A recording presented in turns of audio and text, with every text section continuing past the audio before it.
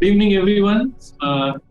Today it's last Saturday of this month, and as usual, we have assembled here to listen to one of the most eminent speakers of our lecture series.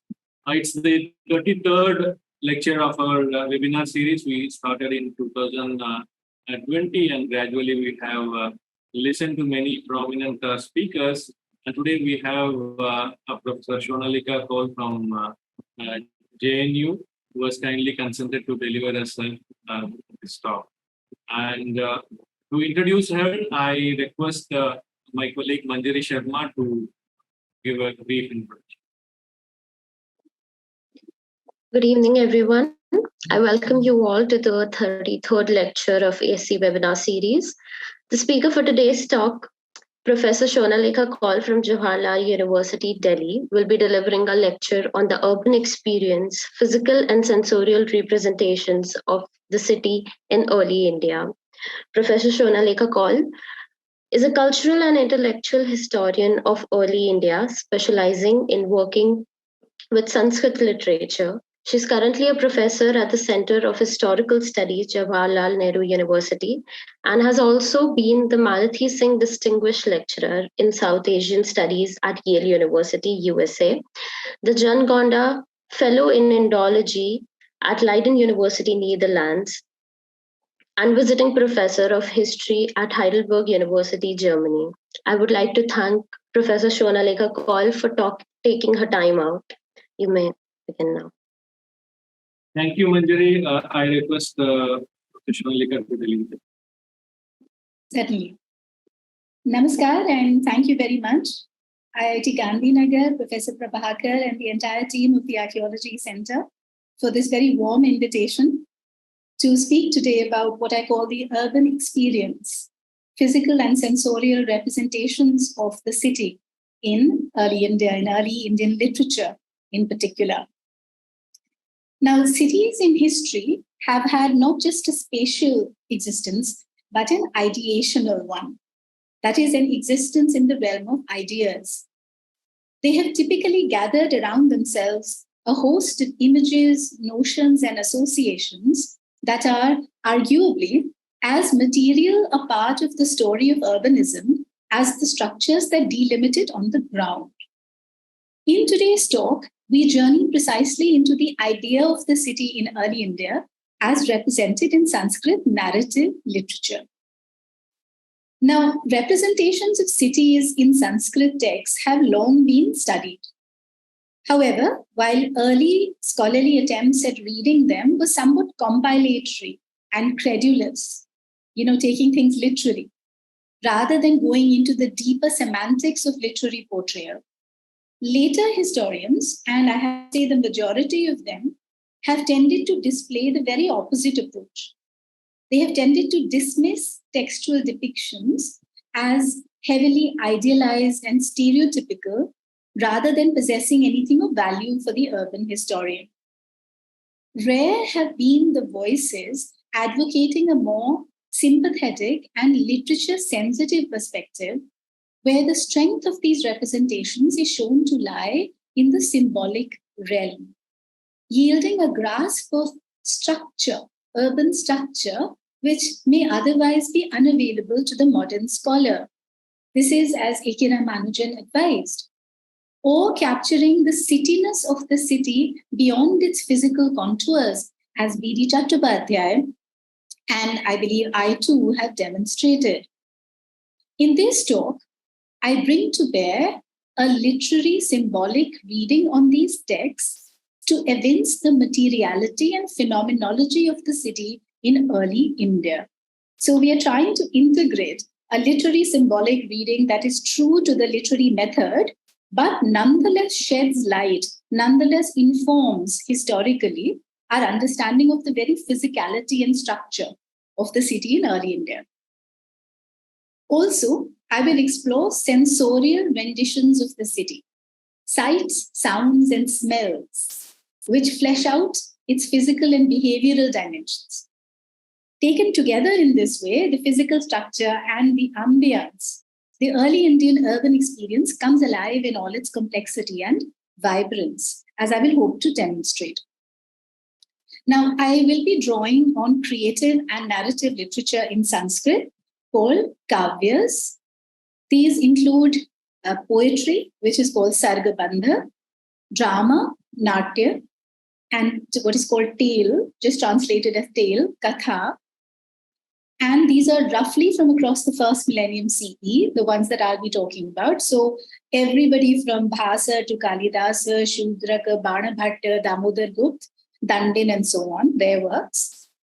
And I will also be touching on or taking up examples from the epics like the Mahabharata and the Ramayana, which are very conservatively dated between the 500-400 BCE to 400-500 CE. And occasionally, I might also draw on a prescriptive text like the Artha Shastra. A much wider study on this by me, of course, exists in the book. It's called Imagining the Urban, Sanskrit and the City in Early India. And there are a large number of other texts I also talked about, but I have tried to keep this more or less representative and indicative in the talk today and not very comprehensive.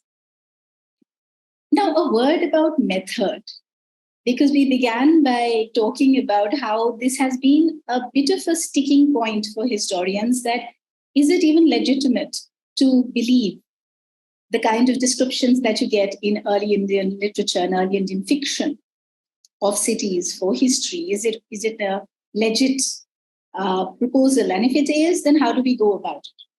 So here is what I suggest. Literary descriptions of the city can be interpreted from a technical point of view or from a cognitive point of view. In other words, they can be seen as fulfilling a function or expressing a meaning. Moreover, function and meaning may overlap. Together, they would cover a literal reference to a physical entity, as well as a perception or a truth claim, what is called truth claim about that physical entity, which was seen by the imaginative accuracy of a mind that is not merely factual, as A.K. Ramanujan would say. And here is where the understanding becomes symbolic. And this is why it's so important. This is the strength of literature, the imaginative accuracy of a mind that is not merely factual. So it's actually telling us a little bit more than just the bare fact. It's giving you a truth claim about some part of the city.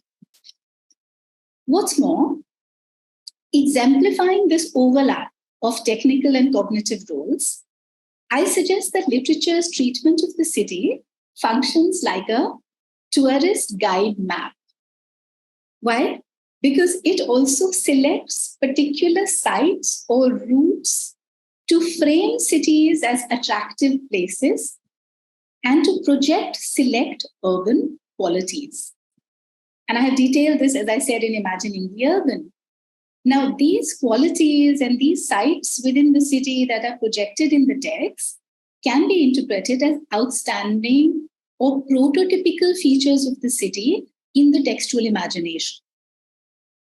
And there is an added aestheticization in the choice of such parts of the city as are in themselves aesthetic points. So, for example, shopping malls, promenades, gardens, recreation centers. And I'm not speaking of modern times. These are actually components of ingredients of the ancient Indian textual rendition of the city, all these places I mentioned, as I will show you. Now, there is no reason to argue that these are not meaningful selections. I argue that the representational choice was suggested by the Sanskrit poets' notional, internalized cognitive map of surrounding urban reality.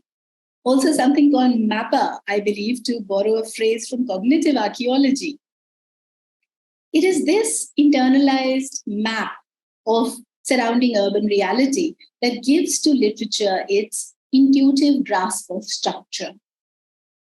It is because of the operation of this factor that the fictive type of the text notwithstanding, and authenticity can be assumed to inform literary depictions of the city in early India.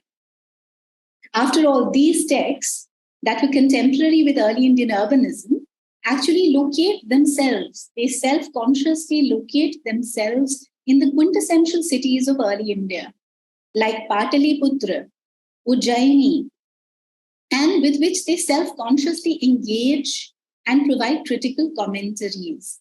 So early Kavya literature is actually resonating with an urban referentiality.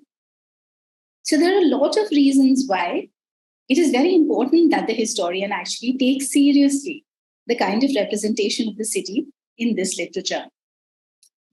Of course, it is advisable to remember that it is only a universalized or essentialized picture of the urban phenomenon that we can hope to get and would be fair to seek in these texts. And I can't underline this enough because sometimes the scientific anxiety of modern historians is to say that how can 500 years of literature be saying the same thing about cities? Surely there was change. So the emphasis, the privileging of diachronicity, the privileging of change across time, rather than of synchronicity, or those historical experiences which are actually rendered as essentialized wholes by sources like my texts. So what I'm really talking about today is only the tip of the iceberg. What I have proposed in the book is actually a new understanding of not just early Indian cities, but of early Indian literature and of the kind of history that it may contain and codify, which may be a little different from our modern notions of change over time. So let's begin with this kind of methodological reinforcement. Let's now actually get into the brass tacks. When in the Saundarananda Mahakavya, the sage Kapila Gautam asked his disciples, a group of royal princes, to found a great city, the sage flew into the air, holy water pitcher in hand, and sprinkled off an extensive area on the ground, ordaining the territory thus enclosed by the stream of water as the site for the prospective city. Among other things, this account of the beginnings of the city of Kapilavastu in the Saundarananda illustrates the idea of the city as a precisely delimited zone. And in our text, it is the city wall, prakara, or rampart, vapra, that marks off that zone. Both the prakara and the vapra are always described in our text in hyperbole, atishyokti, and with simile, upama, or rupaka, as being massive and impregnable as mountains. The walls of one city in the Mahabharata, for example, are said to, quote, reach up to the heavens. The enclosure, shalam, of another city, Dwaraka, actually, known as Dwaravati in the Shishupala-Vadha Mahakavya, is described as, quote, much too high for the surrounding sea waves to triumph over, unquote. And even the entry of clouds is obstructed by the walls of the fort because they are so high. So prakara bhittaya, the walls of the fort are blocking the entry even of clouds, and therefore the clouds are forced to shed their moisture outside the city. So this is a poetic rendition, but what is essentially being sought to convey is very clear. Now, I want to stay a little bit on Dwaravati, because of course IIT Gandhinagar is in the state to which Dwaraka is deemed to belong. There is a unique depiction that pertains to the rampart of Dwaravati in the Shishupala-Vadha. So it says more about this particular city's walls. It describes the city as, quote, golden, effulgent like submarine fire, kanchana vapra bhasa, unquote. Now, why is this interesting? Because invoking submarine fire seems to be a reference to the seaside location of Dwaraka, which may also be responsible for the rampart, the vapra, being described as full of seashells. So look at the kind of detailing also that is coming in. The fort wall is described as full of seashells because this is a coastal city in the text. And earlier in this Mahakavya also, there is a reference to the soft golden earth in the city, which glittered like a peacock feather, reminiscent of sand. So a very specific and naturalistic description after all. So coming back to the city and the wall, this close association between the city and its wall appears to be a universal in the ancient world, not just in India. Because the ideogram for city in the Egyptian hieroglyphic was also a cross enclosed in a circle, representing thereby intersecting streets and the circular wall around it. And in the early Chinese script, the wall and the city were literally synonymous with each other because the same character was used to denote both words. So the kind of close inseparability between the notion of a city and its wall. So the wall as a true symbol, a true emblem, as it were, of the city in several ancient literatures. Now, how justified is this? Is it merely a poetic contrivance, or is this true to form? We know archaeologically that walls were a cardinal feature of city planning, but that not all Indian cities had walls either, right? We find some cities that do not have a citadel as such. Their invariable description in literature, then, the fact that walls are nonetheless always associated with cities in literary descriptions, and not just in literature, but also in sculpture. And I will show you images of this in a PowerPoint at the end of the talk. The fact that literature is making the city wall an invariable part of the city perhaps served more than a functional purpose, a cognitive purpose, which was what?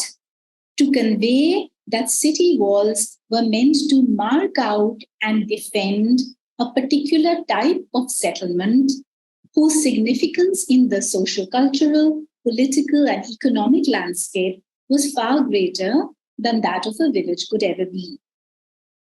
Hence, city walls were striking and exceptional in the text, using even hyperbole, because they enclosed a settlement that was just as extraordinary. At least this is the literary communication that was being attempted. So this is the logic of the hyperbole.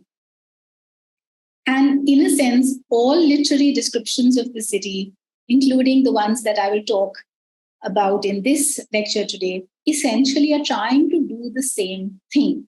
They are attempting to capture, they are attempting to engage with what is it that makes for this singularity and civilizational superiority of urban space and the society that inhabits it. What is it? So in physical terms, structural terms, behavioral terms, ambience, what is it that is quintessentially the city and that sets it apart from every other kind of settlement? This is really the heart of what early Sanskrit texts on the city are doing. In the same light, wherever references to the origins of a city are to be found in the text, the city always comes across as planned, a deliberately, ceremoniously embarked upon and systematically executed construction called Nagara Mapana, Nagara Karana, or Pura Sthapana. Now, again, not all historical cities would have been planned, right? Many would have emerged out of spontaneous, diachronic, haphazard processes of migration, production, commodity exchange, or even pilgrimage, and so on. Yet the literary insistence on cities being founded and planned can, if we listen carefully, be read as a statement on the city as artifact, which in turn would be suggestive of other qualities of the city. its scale, complexity and efficiency of structure, and its fixity and control of space. So hence an artifact where everything's curated, as it were. That seems to be the impression left behind. That this reading of mine may actually be correct is seen in how it correlates to the standard literary formula that you get in other kinds of literature, including Buddhist texts from the early period. What is this formula? The refrain goes, Grame, Kharvate, Nigame, Nagare, Mahanagare, Va. So listing a whole range of settlement types, beginning with Grame and culminating with Mahanagare. So expressing clearly a hierarchy of settlement types that peaks in the city, the Nagara, and then the megapolis, the Mahanagara. And mind you, this kind of hierarchy and consciousness of settlement types is already in existence in the 6th century BCE, because we are getting usages of this literary formula even in Buddhist literature of that time. So the attribution of superiority to the urban is recurrently encountered in the texts in different forms. Now, the above survey suggests that the fortification wall was the emblem par excellence of the city as a delimited site. But did the limits of the city always and in every way coincide with the boundary wall? Our text suggests that it was not quite so. So here is where things get a little complex. Even where walls exist, Kavyas furnish a large amount of evidence of urban phenomena taking one outside the city on a regular basis. Indeed, the notion of outside the city is denoted by several phrases in the Sanskrit Kavya. What are these? Nagara Bahya, Upanagaram, Purokantha, that is near the city, Nagaropanta, near the border of the city, and Upashalyam, near the boundary of the city, and so on. So there is a cognizant phenomenon called just outside the city, near the city, adjoining the city. Even as it reflects a consciousness of what was city and what was not city, it also points to the significance in the life of the city of the areas just outside it. For the citizens, these urban peripheries performed a large number of functions. I'm not going into all of them here, but the single largest function that these urban peripheries seem to perform, at least in the text, is that of leisure and pleasure.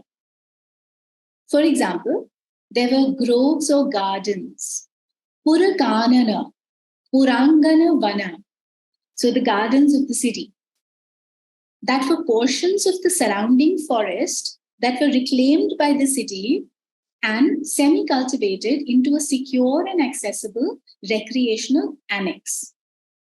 These were frequented by the urban hoi polloi in addition to royal visitors, bringing into being what may be described as an early Indian garden culture, to quote Daud Ali.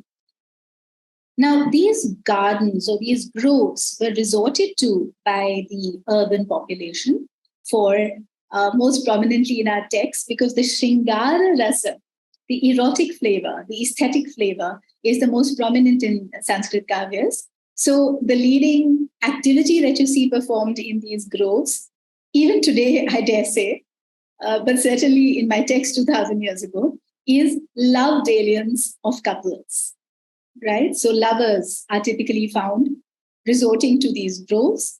Often these are courtesans with their lovers, but you're also looking at group excursions, goshtiyana, or community gatherings and festivities, utsava, being celebrated by urban citizens in these urban groves. So again, this is a pointer to how the area within the city may have been too fixed and too confined to actually have space for this kind of activities, these kind of convivial activities where there's a large gathering of society, of the community. Now, prominent among these festivities, the utsavas that we hear about in the urban groves, were the Kamadeva Mahotsava or the Vasantotsava. This is the spring festival with its erotic overtones. And on such occasions, the groves would witness considerable congregations of urban origin. So the Malathi Madhav calls it Mahataha Paura Janasya Sankulena. So a large crowd of urban origin that gathers there on this festival. This happened, as I said, during spring, so very broadly it correlates to perhaps what is called Holi today. A number of other miscellaneous activities were also performed outside the city by the urban citizens. For example, the Swayamvaras of royal princesses, occasional pilgrimage, tirtha at rivers outside the city. Then also quotidian activities like bathing by women, vadubhihi snana, bathing by family women, with the city moat actually serving as a ghat. So this is another interesting appropriation of an urban structural element, which is the moat, and transforming it into a functional part of urban activity as a ghat. Finally, some textual instances from the Dashakumari Charita, the Mudra Rakshas, and the Mritchakatikam suggest that these groves outside the city could provide conducive conditions also for suicide and murder. So everything is happening in these ancient texts of ours. It's a very active, very lively social urban world. You also have suicide and murder occurring in these texts. And where is it happening? Typically in the groves outside the city, because that is where sometimes you can occasion this kind of seclusion. So you won't be cited that easily. In fact, there's a reference in one of the texts to Rahasya Sanjata Vishrambhata. That is the confidence to speak of one's troubles that the secrecy in a grove generated. So, Rahasya Sanjata. So, taken together, what all of these suggest is that there's a certain privacy that the extra city territory actually afforded urban citizens. This is also telling us something simultaneously about the city. If you have to leave the city to perform acts of privacy, then that is indicative of how the city itself is such a throbbing, crowded, miscellaneous, jostling social ambience. And we will come to that in a while. But I pause to make this point because the same literary rendition can actually be read for the cities outside and for the city within the city walls. So simultaneous. Let us pause and assess what we have so far. We get two simultaneous impressions of the city. That of the enclosed city and then of the open city. The relationship between the city grounds outside and the city can be understood as a series of contrastive qualities, the point I was making. Morphological. So open area versus built-up zone. Lifestyle. Sport versus business. Asceticism versus worldly pursuits. And I'll tell you a little more about asceticism later. Then ambience, privacy versus crowding within the city. Social character. And again, this is something I'll talk about later. Outcast versus caste society within the city. So the area just outside and the area within the city are connected by these contrasts. However, I argue that given the frequent and regular intercourse between the two segments of the urban phenomenon, these contrasts actually define a spatial functional whole. So they are contrasts, sure, but they're actually defining a single urban phenomenon. And so the city grounds can be actually regarded as extending and not merely adjoining the city. So city limits were cognizable, but porous. So you have a lot of coming and going. So much for the question we asked about. The city is a delimited zone, but was it in all circumstances coterminous with that limitation? And the answer is clearly no. This is the outside of the city, the structure that we were talking about, the wall, the rampart, the urban groves. What about inside the city? Let's take you there now. So turning to the layout of the city, the perspective that the Kavyas offer, let me say, is not a cartographic perspective by any means, but it is a synoptic, freewheeling collage of the functions and interrelation of the different segments of urban space.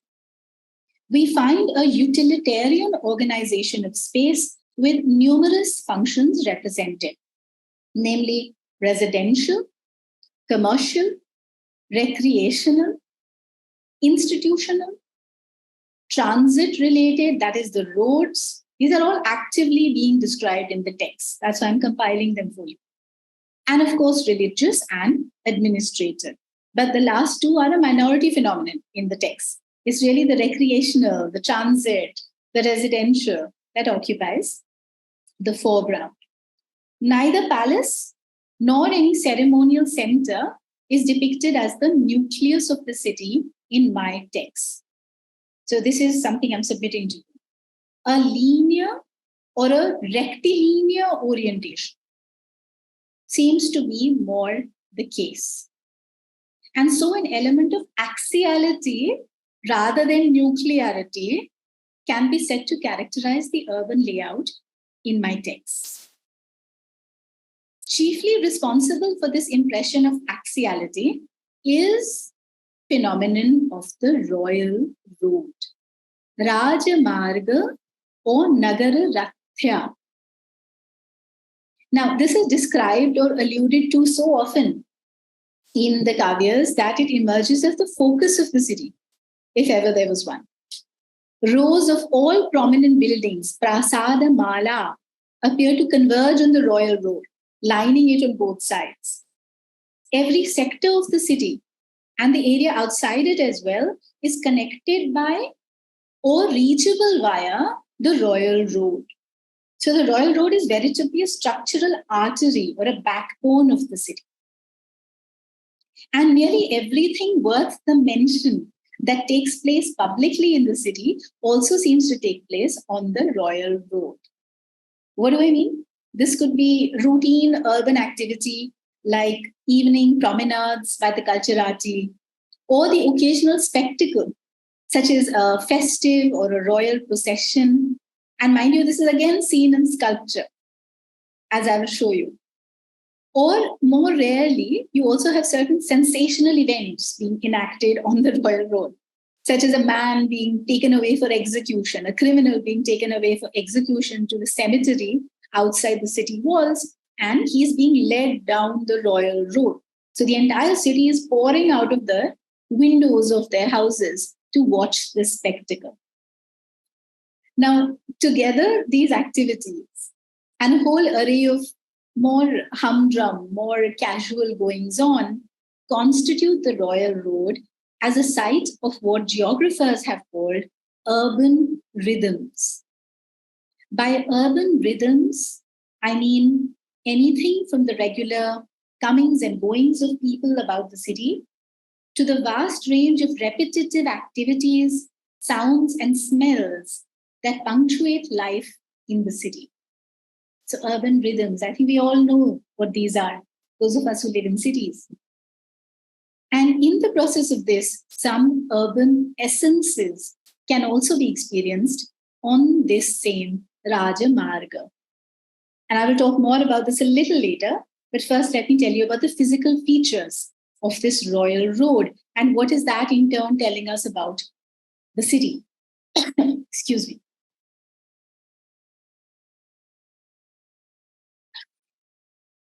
So, for our poets, The Royal Road is physically distinctive, grand and straight and wide open. It is flanked by several streets, giving rise to something of a grid pattern. This emerges clearly from the poetic descriptions. This is also indicated by the occurrence of squares, chatushpatha, quarters, chatvara. So the city is divided into quarters. And crossroads, shringadaka. And these crossroads, again, are often where festivals or where plays were sometimes performed for the urban population. The Natya Shastra actually mentions crossroads for this purpose. Partly on account of these many streets and their catchment areas feeding into and being accessed through the Royal Road, the overwhelming characteristic of this highway is its crowds. So, Aneka Purusha Sankulam Raja Marge. An explicit description. The Royal Road is swamped with a very large number of people. Not just people, there are also horses, elephants, chariots, and of course, teeming pedestrians. Among the pedestrians were all manner of people. So look at the detail that our poetry is going into. This included the drunk, the poor, and the crippled and invalid. So the term we find, pratyangahina vikalandriyanascha. Pratyangahinana vikalendriyanascha. In addition to a host of monks, merchants, courtesans, so monks, please note, monks, merchants, courtesans, victors or libertines, gentlefolk, and hoi polloi. And what are they all doing? They are strolling, chatting, lounging about, or they are heading towards some work or some business to and fro. Indeed, as a text pithily puts it, Raja Marge Sulabham Avidita Jana Sansparsham. The touch of strangers is all too common on the Royal Road. Avidita Jana Sansparsham. Such a pithy description of the urban experience. It is the place where you simply cannot avoid running into literally strangers. Now, in one description, the text has actually rendered an entire phenomenon, an entire experience of what sets the city apart. Because a village typically is the opposite of all of these qualities. The village is typically spread out. The village doesn't have this kind of concentration, congestion, crowds, and it doesn't have people you don't know. The village is typically a more intimate experience, or even smaller towns, where it is legion that people living in small towns know everybody else living in that town. And here you have a reference to these big cities being quite the opposite. Avidita Jana Sansparsham. So the Royal Road thus clearly emerges as an extended point of convergence, and thereby also enacts one of the primary definitions of the city itself as a point of centripetal nodality. So here from what we started by thinking this is just a poetic description, a fanciful, self-indulgent conceit to talk about the Royal Road and how it is busy and how it is so grand. But eventually, when we work out the details of this poetic description, we find that it is pointing us to several very important urban qualifiers, including the fact of nodality, the fact of convergence, of attracting heterogeneity into a very small, compact zone. Starting at the city gate, so our text managed to tell us very clearly that the Raja Marga actually begins at the city gate. When you enter through the city gates, you'll hit the Raja Marga, or at least one of the Raja Margas. There could be many Raja Margas crisscrossing the city. The Arthashastra, for example, talks about 6 or even 12 Raj Margas in a city. So it begins at the city gate, and it probably ran up to or past the royal palace, and maybe that is why it was called the King's Road. Other dwellings lining the Rajamarg were also of elites, it would appear, ministers and courtiers, prominent merchants called Shreshthis, rich and famous courtesans or Ganikas. All of them are shown as living besides the Rajamarga.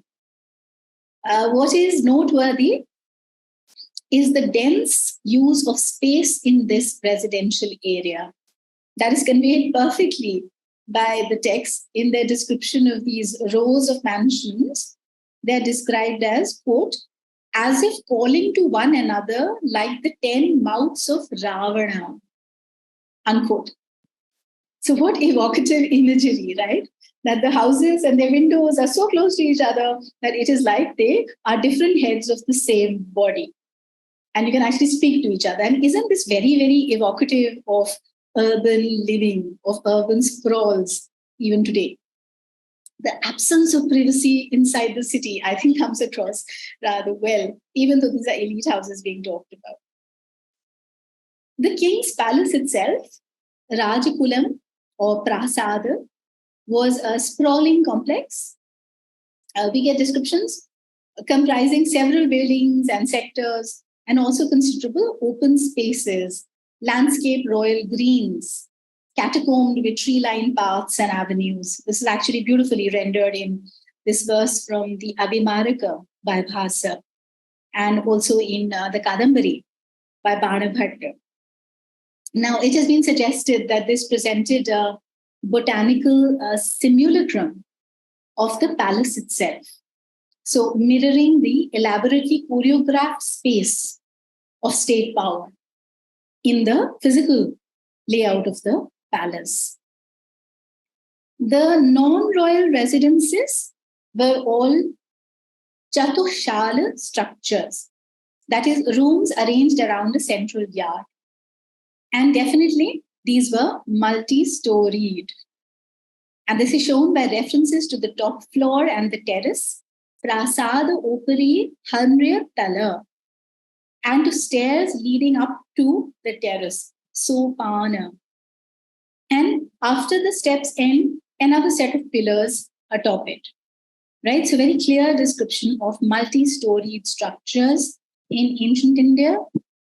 And I hope to actually show you a visual depiction of this, because no surprises for guessing that the sculptural relief at Sanchi and Mathura and so on is also depicting city buildings in the same way. The terrace, Haramya, a pinnacle of luxury complete with stucco work and canopied pavilions, offered privacy for inmates who took to it for sleep and for pleasure living. The women folk also resorting to it for, the text show them sulking on the terrace or confabulating with each other on the terrace, in addition to looking out at the goings-on in the city. So women are seen on the terrace and looking down at the royal road from the city, and you'll again see this in the sculptural reliefs. And if you're thinking that this is quite a picture of repression and that women could never come down and were always just stuck on the terraces deep inside their homes, then quite often, let me tell you, our texts show that these women also were using the terrace for flirting with men on the street and for indulging illicit love affairs with those men that they could actually smuggle in to deep within the bedrooms or the luxurious terraces. And you see this in story after story, in the Dashakumar Charitam, in the Malati Madhav, in the Abhimarika. So the urban terrace thus emerges as a rather complex index of gender equations. It appears as a heterotopia, a site for fulfilling deep desires. It also suggests that the very qualities of seclusion and isolation on the terrace, which is why the women were kept there to be secluded and isolated and protected. But it turns out that these very qualities could be used to subvert the sequestration and control that these were meant to effect.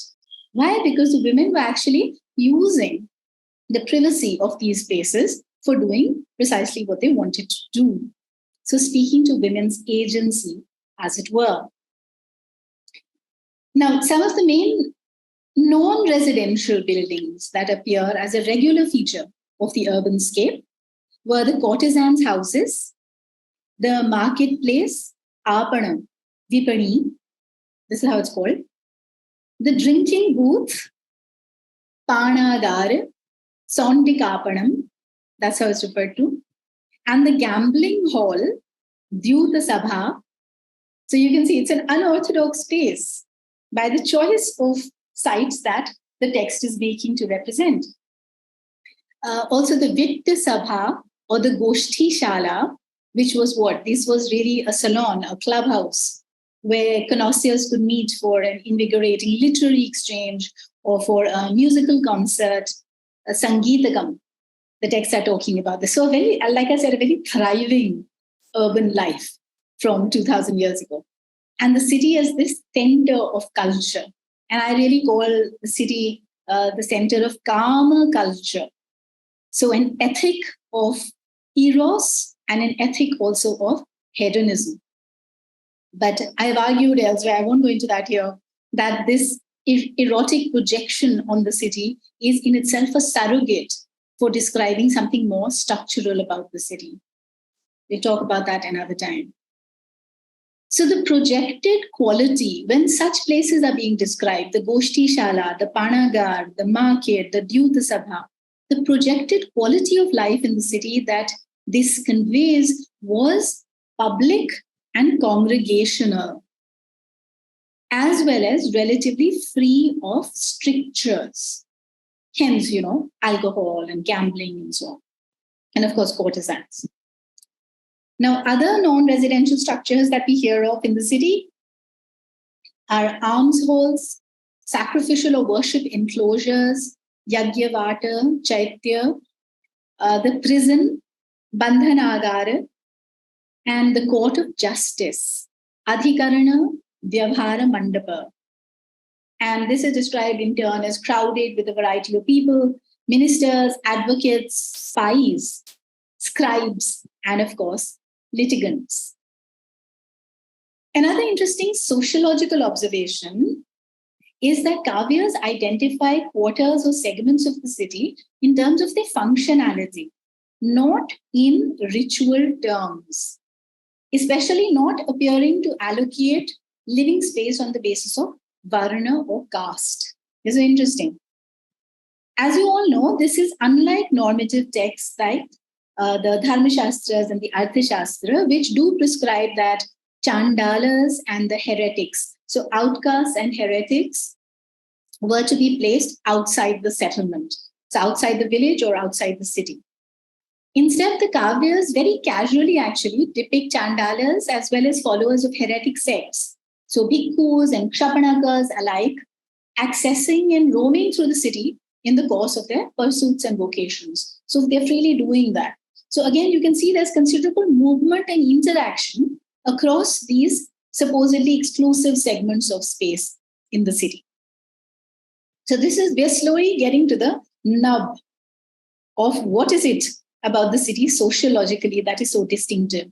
Of course, there's heterogeneity, there's crowds, but there is also this kind of unorthodox that comes out as a result, a kind of crisscrossing, mobility, flux. It's all coming from the same Kavya representations that historians for many decades dismissed as being idealistic. Now, some of this interaction and variety we have already glimpsed in the crowd on the Royal Road and the courtesan's quarter. The architectural text Mayamatam actually recurrently states that the city is inhabited by people of all classes and castes. Explicitly, it says that, suggesting an intense sociological heterogeneity concentrated and negotiated within the urban space. Not only caste, according to the text, this complexity is amplified by the presence of variegated occupations, ethnicities, regional affiliations, and religious faiths. So it is a cosmopolis at all levels. This distinctive realistic, contrarian, unorthodox ambience is evocatively captured in literary collages of urban sights and sounds.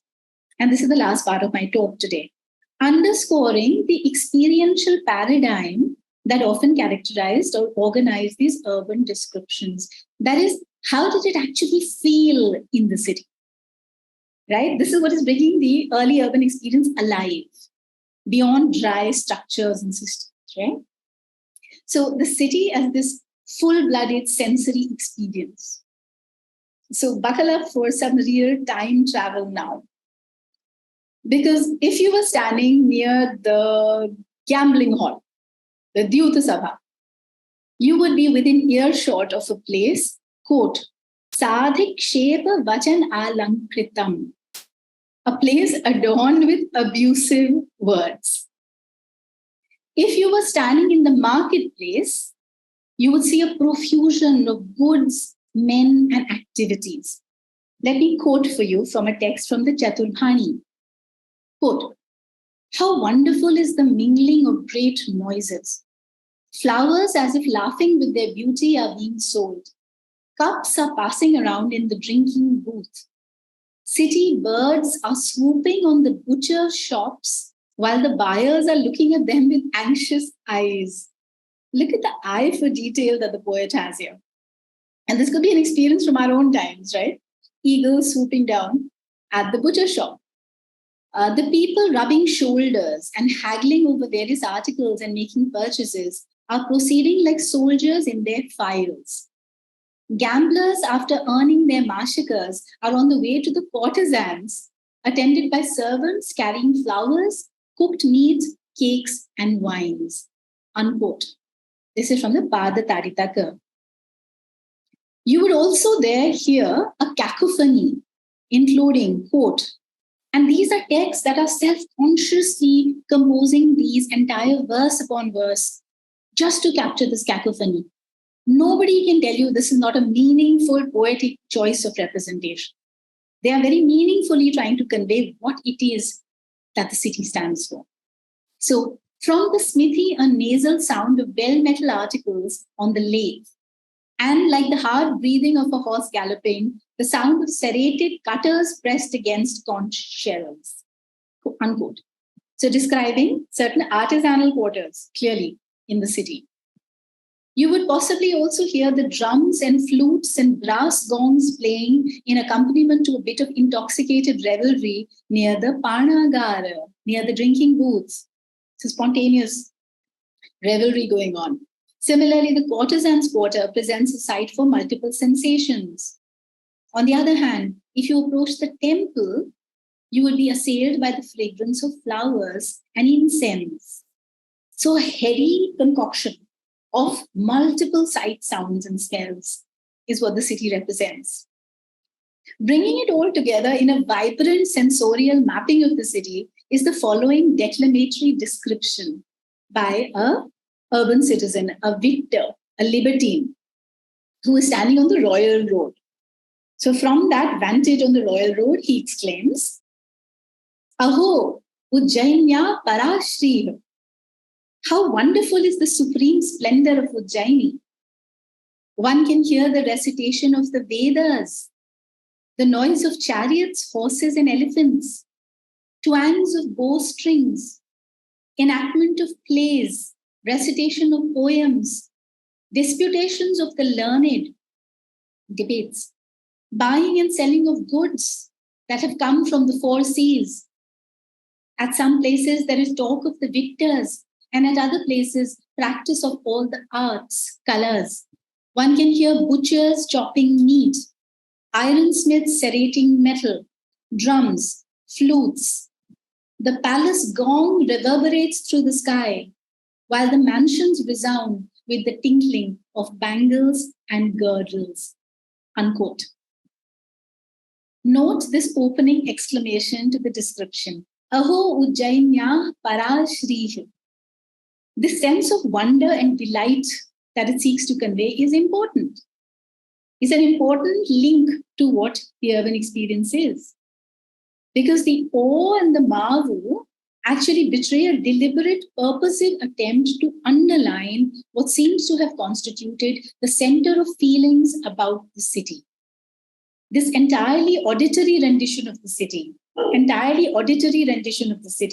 not only shows that it was considered possible to capture the urban experience by its sounds in themselves, but that noise, perhaps an element of any human settlement, was most compellingly an element of the city. This is where we started out from, just talking of the appearance, to now the very throbbing sensation of what it was to be in the city. Moreover, as you might have guessed, the cacophony reveals again an intensely heterogeneous ambience, deriving from a multiplicity of occupations and functions performed in relative proximity.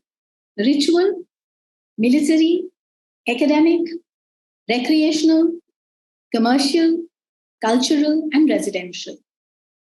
This thoroughly differentiated and interactive use of urban space points to the teeming mix of life that this space contains.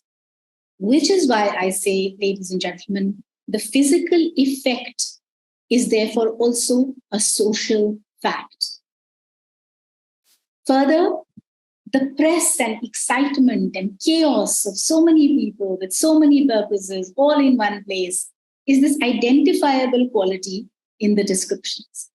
It transforms the main road, which is not frightening in itself, into a Purush Kantara, a human jungle, as one of the texts tells us. So it is cognizant of this being a little overwhelming, a little frightening aspect of visiting the city. So the physical effect and the social fact of being in the midst of so many strangers who are constantly moving and jostling combine to create an altered psychosensorial perception of being in the city. Here, variety, noise, crowding, and hectic activity dominate, while on special occasions like festivals, these are only accentuated by a certain sensuousness, color, fragrance, beauty in several texts. I'm not going into the descriptions of such festive occasions here. To sum up them, the social structure of the city tallies with its physical structure. For just as neither palace nor temple appears to represent the hub of the city in the literature, but the royal road does, so too, the urban social order is not dominated in our texts by the king or by the priest, but by the very qualities that the Rajamarga symbolizes: variety, mobility, congestion, and intermingling. Indeed, the variegated sounds it produced, the chanting of the Vedas, clinking of ornaments, recitation of poems, twanging of bowstrings, chopping meat, essay a perception that there is no single primary social order in the city, only multiple micro orders. In other words, the urban universe is more properly a multiverse, where, furthermore, all three goals of human life, Purusharthas, Dharma, Artha, Kama, could be intensely and simultaneously pursued. The suggested complexity, social, economic, ideological, and behavioral, is thus recognized as hierarchically superior to what is found in other settlements and at the heart of civilization as represented by the early Indian city. Thank you very much. Let me briefly now run you through a short PowerPoint that actually will tell you about the kind of sculptural reliefs of the early city and how they tally with the literary representations. So that is fascinating. Can you see my slideshow? Yes. Okay, perfect. Now, these images are taken from Anand Kumaraswamy's collected works on early Indian architecture, edited by Michael Meister. Sorry if the images are in black and white, but they are, I think, clear enough. You can see these are very early, right? These are from the first few centuries CE, and they are from the sites of Mathura and Sanchi, the stupas at Sanchi. And in every case, in the top, you're seeing a city of Mathura being shown. The city of Kushinara is next. Jetuttara, Koshala, and Rajagaha. These are all real cities that occur in the life of the Buddha and hence are being depicted here. But what I want you to notice is that exactly the same ingredients of the urban appearance that we talked about based on kavyas are being used in sculptural reliefs as well, independent of kavyas. So you are seeing the city wall very well shown. You can even see the bricks being used in the city wall in one case in Kushinara. You can see the city towers, the city gates, the royal road that is leading off it, and that is on what the procession is moving, the royal procession. You can see the you can see the urban groves, right? That vegetation that is shown outside the city wall. We talked about that. Also here on the bottom right, the city of Rajagraha, what they have tried to show you is movement. That is the Rajamarga that is depicted, and the procession of the Buddha and his royal chariot is actually coming down that royal road. And this is what we were talking about, how the royal road is the site of movement and of these special occasions, sensational occasions. And you can see people up there in their windows of houses, of multi-story buildings, crowding the windows to look down and see what is happening in the city roads. So a lot of similarity with how the kavyas are doing it. These are just a couple of more images. Banaras wall being depicted on the top. And these are from Sanchi and Amravati, these depictions. More images from Sanchi. Kapilavastu at the top, the city of Jetuttara in the middle. And an entire story is being enacted in the city. And that is what these multiple frames, multiple panels of relief are showing you. And the bottom is the city of Kushinara, the war of relics, that is the Buddha's relics and how they were to be distributed among different kings. And there's a battle for that.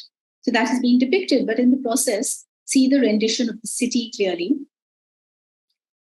This is a close-up of the same Kapilavastu, the vaulted structures, typical of early urban architecture, the multi-stories, the windows and balconies, the Harniyatala, and people, especially women. You can see them sleeping and performing their regular activities inside their homes depicted, but also looking onto this royal procession with elephants and so on the royal road below. This is a real site picture, hence we regain color. Kushinagara again, very clearly, bowstrings, multiple activities being performed. You are seeing that rendered in the windows. And of course, the city gate, the towers clearly etched. The bricks used in the city wall, they have made it a point to actually tell you that. And this is a reconstruction, a conjectural reconstruction of the same city. You can see how it might possibly have been a very well organized, well laid out, but yes, tight on space, rather compact kind of urban structure. Thank you very much. That's all I had for today. Thank you so much, Professor Shonaleeka. It was a wonderful talk and a lot of insights into the literary references to urban life and other related aspects. I hope there are a lot of questions, and I request Sharda to take over and moderate the question and answer session. Okay, thank you.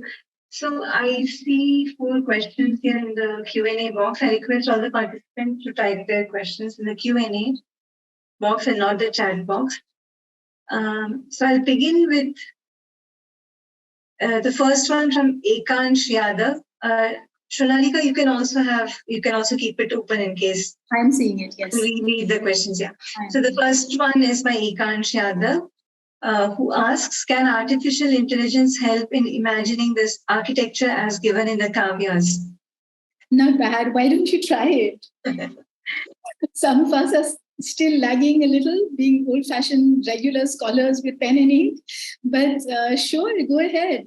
And yeah, of course, it can happen. We can actually fill in architectural data that people like Professor Prabhakar and Sharda are compiling, and we can put in the textual, fleshing out the textual descriptions as fleshing out the urban appearance. And sure, I'm sure this will come up with something very attractive. Thanks for coming in, Ekansh. So the next question is from Anil D'Souza, who asks were the road layouts of the ancient Indian cities crisscrossed or square grids? Yeah, I will speak only based on my textual evidence, right? Although we do have archaeological answers to your question too. But in my text, I did mention clearly that it seems that the roads were definitely crisscrossing each other as square grids, so at regular intervals. Not a haphazard crisscrossing, but actually a planned or delimited crisscrossing. And we know this especially because we find references to street crossings, intersections, squares, quarters that the city was divided into, the Chatvaras and the Shringatikas, the crossroads and so on. So that would be my answer. Shikha's question is, Sharda, you want to? I think other listeners are not looking at the Q&A box. So she thanks you for this wonderful talk and asks, so she has a question regarding the origin of cities and asks, do we get any clue in Sanskrit literature regarding the origin of the cities in Indian context? Well, I think I again addressed this in the talk. The texts like to suggest that cities were carefully planned and undertaken and executed phenomena. But we know archaeologically, we also know historically that is not how all cities formed. Though some cities like capitals would have been carefully undertaken initiatives, but others would also have come up spontaneously or been market centers, pilgrimage centers, and then had settlements cropping up around them. So given that, we reinterrogated our textual depiction of cities as something that is carefully planned and figured out that this was possibly yet another literary strategy for emphasizing the specialness, the specialty of the city, both structurally, spatially, and qualitatively.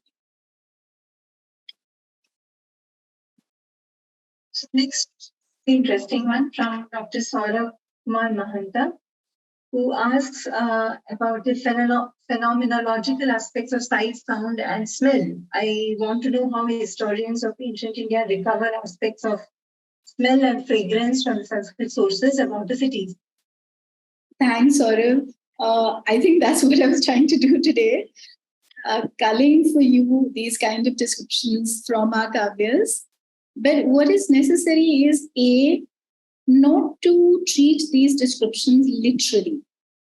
I think that has been a weakness among some of us who think that if it's there in the text, this is how it actually was. I think that is disrespecting the competence of our sources. They are not trying to tell you that this is literally how things were in X city or Y city. They are instead trying to essentialize and render for you this very universalized kind of experience of what being in a city was.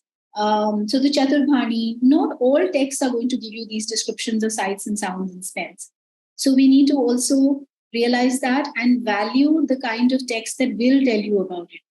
So precisely kavyas, precisely poetry and plays that are fictional, that are dealing with narration, narrative text, creative text, which prima facie historians thought have nothing to offer us, are actually the places where we are going to get this kind of representation.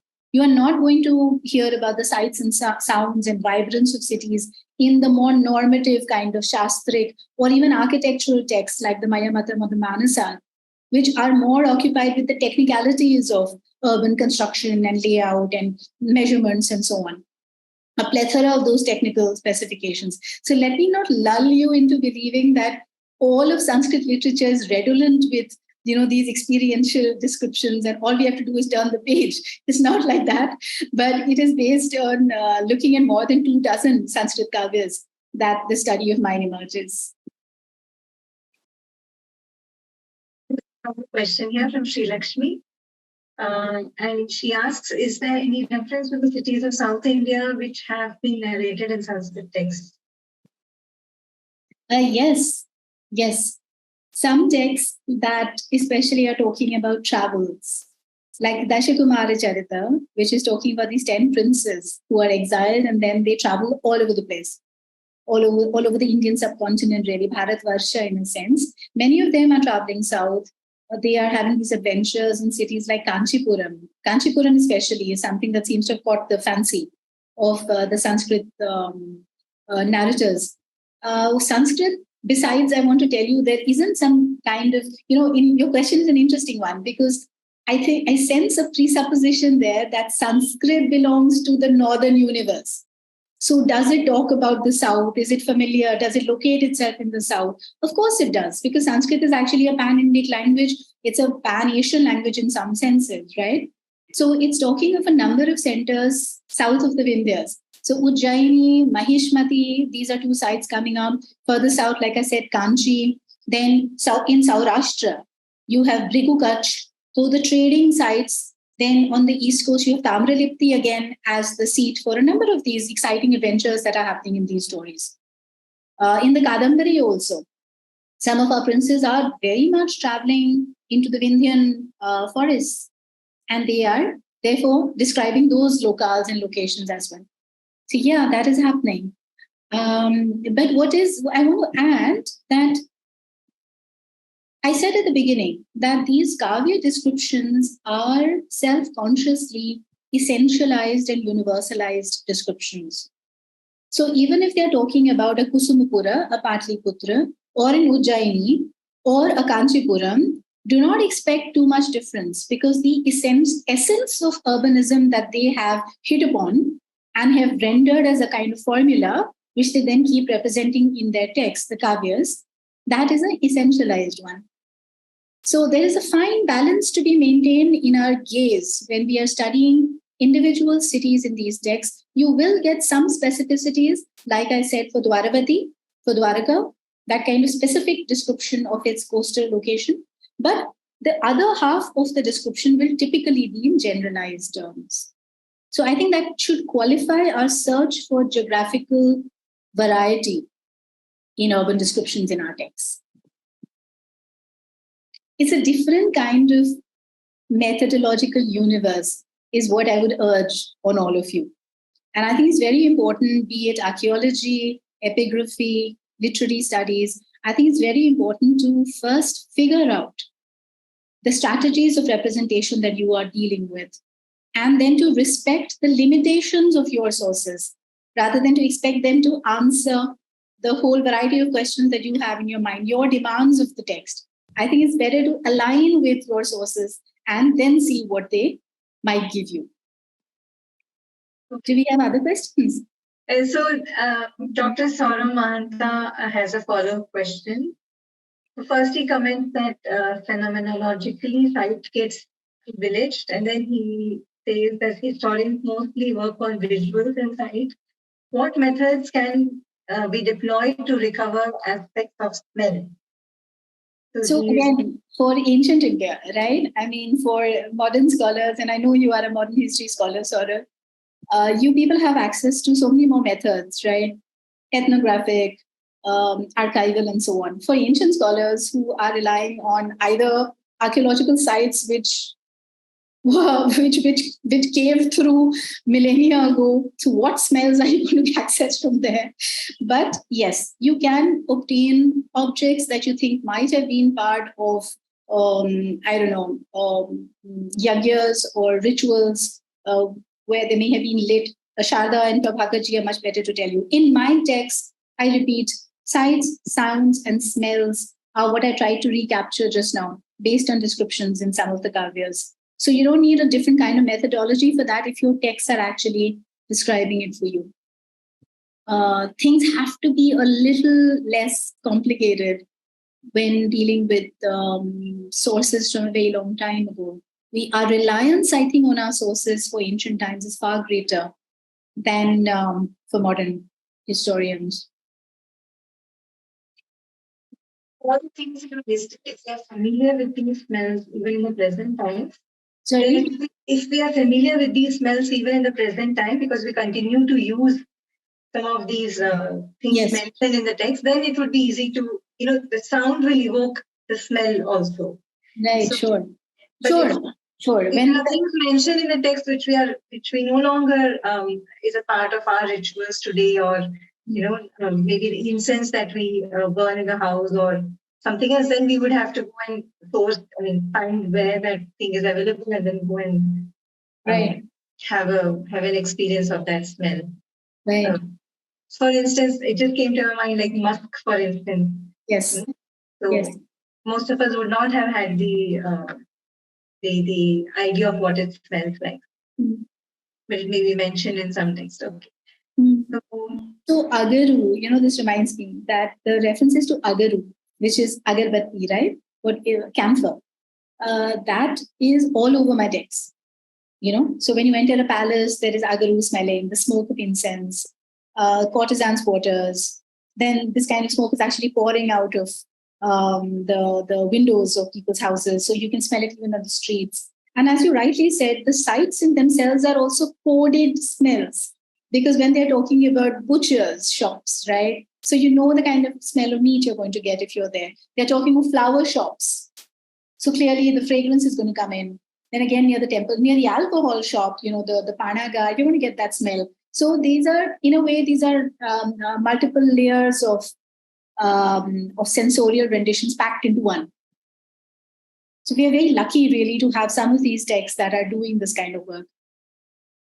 One last question, which is a very long one, but this is from Anjana Nair.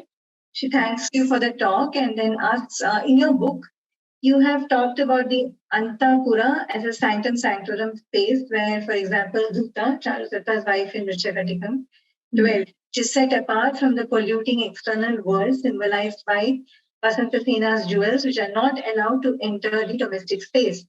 We also see Vasantasena fleeing on the highway, pursued by Chakara, and fainting in a pleasure garden trope. How far can we demarcate physical space in the city when it comes to crime and punishment against women? Right. Okay, so thanks. You know that I have an entire study on how women are represented in the city, right? And you will recall that there is no one representation, because women in turn are being pitted as Kulastri versus the Prakashanari. So the exposed woman. The courtesan, Vasantasena, who you name, is the exposed woman par excellence. So naturally, what she is undergoing, what she experiences, whether it is being chased and molested down the streets of the city, which you see clearly described in the Vrichakatikam, or then being chased into the Upavana and actually being murdered, or that's what her predator thinks. This is because she's not a Kulastri. It is because she's not a Vadhu. She is a courtesan. She's a Ganika. So she is an object of public use and abuse. So her location, her spatial location and violence against her is contingent on her occupation and her location, which is distinctly outside the family. As against the Kulastri, who either before marriage or after marriage is therefore always shown both in our texts and in our sculpture as kind of segregated behind the walls of her residence and therefore looking out only through the window. So the window is this literally a window onto the world for the protected Kulastri. But like I again hinted at, these protected Kulastris were also asserting their own agency, including sexual agency if they so wanted, by either getting lovers into their houses or by even going out on rendezvous. So you have this female character in the Natya Shastra who is described simply as Abhisarika. We are not told whether she's a courtesan or whether she's a Kulastri. In fact, it seems she is a Kulastri because she is described as someone who hitva lajjam. someone who has discarded her modesty and sets out after dark for a meeting with her lover. So what is this pointing to? That on the face of it, there's a distinction between the public woman and the private woman, but you also find women fording that physical distinction. And so it's a fluid kind of space where women can ford from one to the other, because eventually we know even Vasantsena, the courtesan, at the climax of the story, she weds the hero, Charudatta, and then becomes the Vadhu, a formal Vadhu. And what is the mark of that Vadhu? The Avagunthan. So the dupatta is put down her head, the pallu is put on her head, and that's the Avagunthan, a very early reference to the mark of a married woman. So again, crisscrossing between these two different spaces for women, but otherwise, yes, public and private women are occupying different spaces and therefore undergoing experiences of different kinds of violence also in these two respective places. Violence, but also honor and respect. So you have different things going on.